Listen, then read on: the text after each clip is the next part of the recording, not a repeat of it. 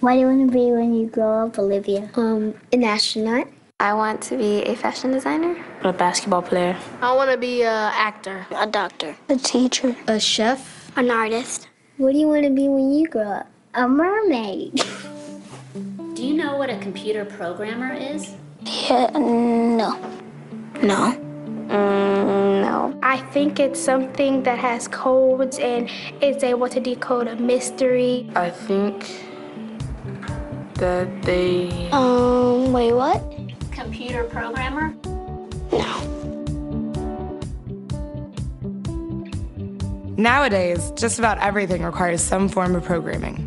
So, what is it? Programming is basically explaining to a computer what you want it to do for you.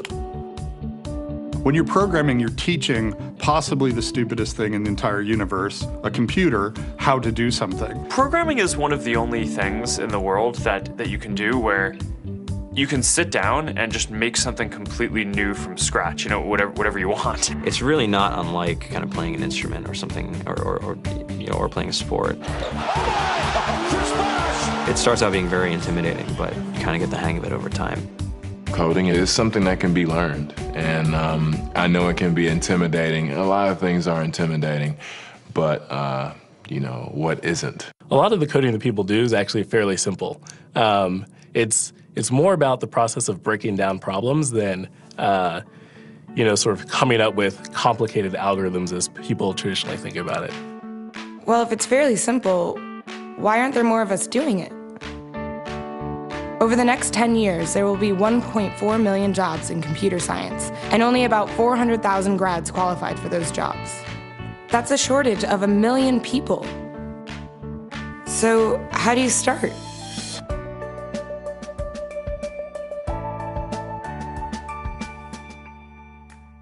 I was obsessed with maps when I was a kid, and cities specifically. So I taught myself how to program.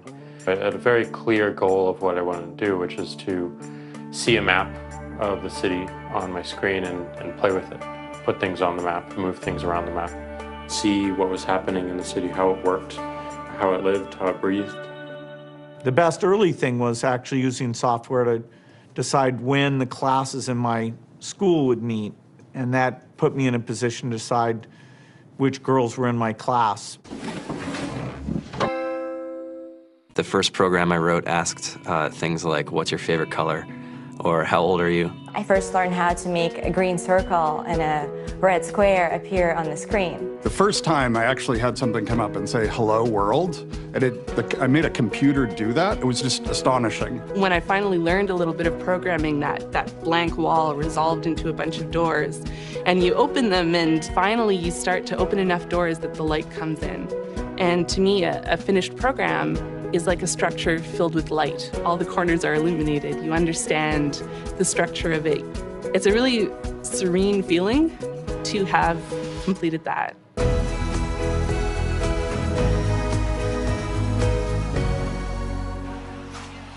It took me some time to realize that creating things with your hands or creating code, creating programs, is just a different way to express creativity.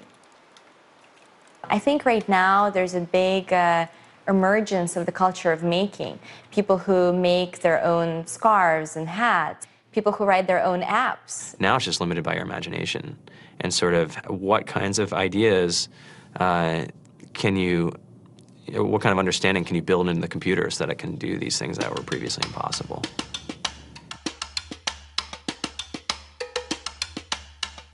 All great things are built in teams when you collaborate with other smart people. You're testing your ideas, you're stimulating each other. That's what makes us successful. It's not some flash of brilliance by somebody who then codes 24 hours a day for 3 weeks. It's what happened. The magic happens when we're all on the same page, collaborating and building something together. There's a much greater need in the world for engineers and people who can write code than there will ever be supply. And so we all live these very charmed lives. To get the very best people, we try to make the office as awesome as possible.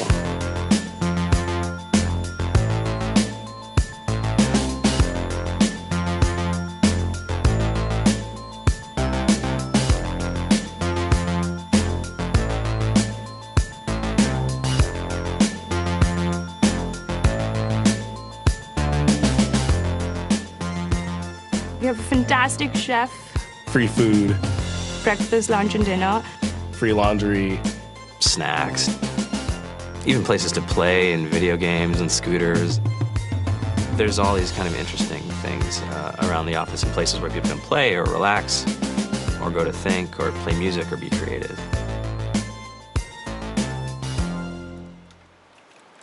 I went on the Bureau of Labor Statistics for the United States, and there's about a third of the pie that's all the things you would expect. It's, they're working in the government, they're working in typical technology jobs.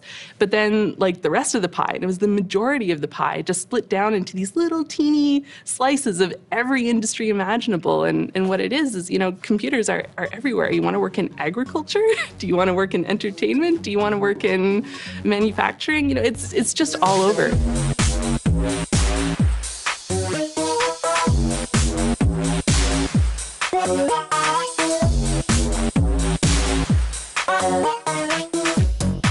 Here we are, 2013.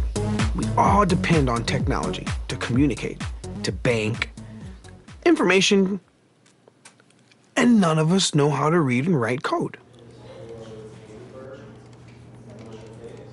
So you guys, what else? Who else has an idea of what we can change with our programming? What else can we do? Tiffany?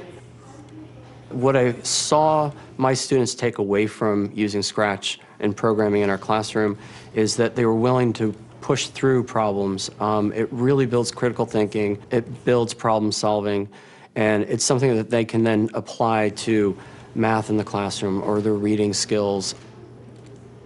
We integrated science with this programming, and I saw my scores go up 30%.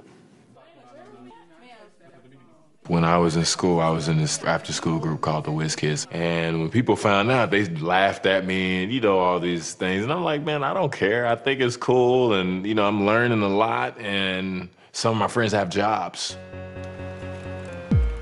It's important for these kids. It should be mandatory to be a citizen on this planet, to read and write code. I just think you have to start small, right? And I think that's one of the biggest misconceptions about computer science and programming overall is that you have to learn this big body of information before you can do anything. You don't have to be a genius to know how to code. You need to be determined. Addition, subtraction, that's about it. You should probably know your multiplication tables. You don't have to be a genius to code. Do you have to be a genius to read? Do you have to be a genius to do math? No? No?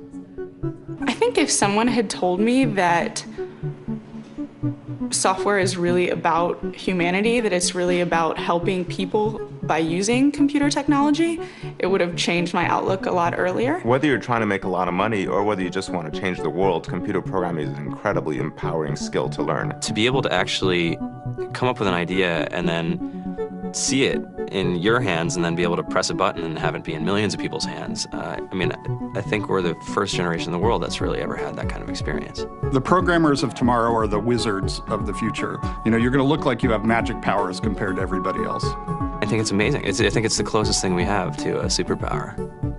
Great coders are today's rock stars. That's it.